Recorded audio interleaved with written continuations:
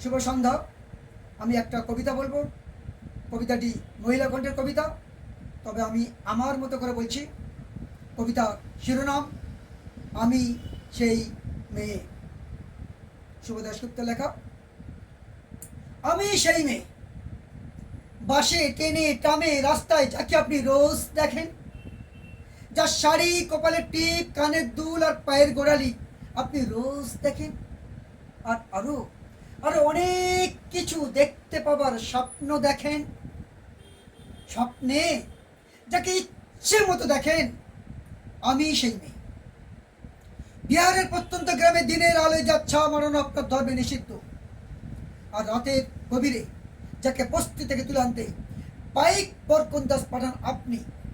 আর সুসজ্জিত বিছানায় যার জন্য অপেক্ষায় অধীর হয় আপনার রাজকীয় লম্পট। আমি সেই, আমি সেই আসামের চা বাগানের ঝুপড়ির কামিন বস্তি থেকে যাকে আপনি নিয়ে যেতে চান সাহেবী বাংলায় মধ্য রাতে। আর ফায়ার প্লেসে ঝলসে ওঠা আলোয় মোদির চোখে দেখতে চান যার অনাবৃত শরীর। আমি সেই, আমি সেই রাজস্থানের শুকনা উঠান থেকে পিপাসার জল আনতে যাকে আপনি পাঠিয়ে দেন 10 মাইল দূরে সরকারি ইদারায়। আর 20 মাইল হেঁটে ক্লান্ত বিধ্বস্ত যে রমণী ঘোড়া কাকে ঘরে ফিরলেই যাকে বসে দেন চুলার আগুনের সামনে আপনার রুটি বানাতে। আমি সেই, আমি সেই যাকে নিয়ে আপনি মগ্ন হতে চান গঙ্গার ধারে, কিংবা ভিক্টোরিয়ার সবুজেই, কিংবা সিনেমা হলের নীল অন্ধকারে। যার চোখে আপনি এঁকে দিতে চান ঝুটো স্বপ্নের কাজল। আরে ফুরিয়ে যাওয়া সিগারেটের প্যাকেটের মতো যাকে পথের দুপাশে ছুঁড়ে ফেলে আপনার ফুল সাজানো সুসজ্জিত গাড়ি শুভ বিবাহ সুসম্পন্ন করতে ছুটে যায় শহরের পথে।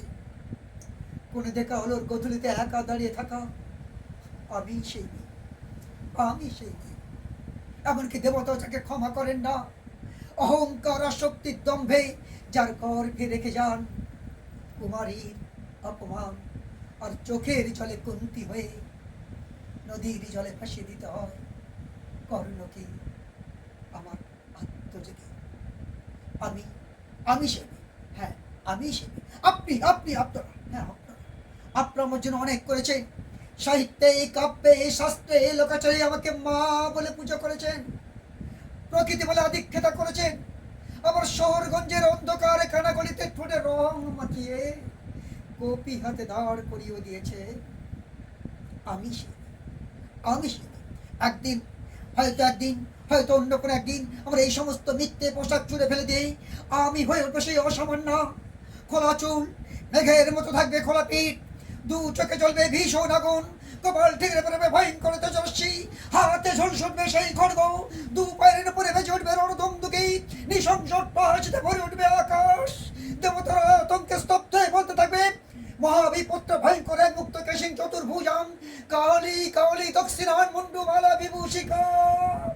বিভৎস দাবানলের মতো আমি এগোতে থাকবো। আমার এগিয়ে যাওয়ার দুপাশেই মুন্ডহীন অসংখ্য দেহ ছটফট করতে থাকবে। সভ্যতার দেহ, প্রগতির দেহ, উন্নতির দেহ, সমাজের দেহ। আমি, আমি সেই মেয়ে। হয়তো, হয়তো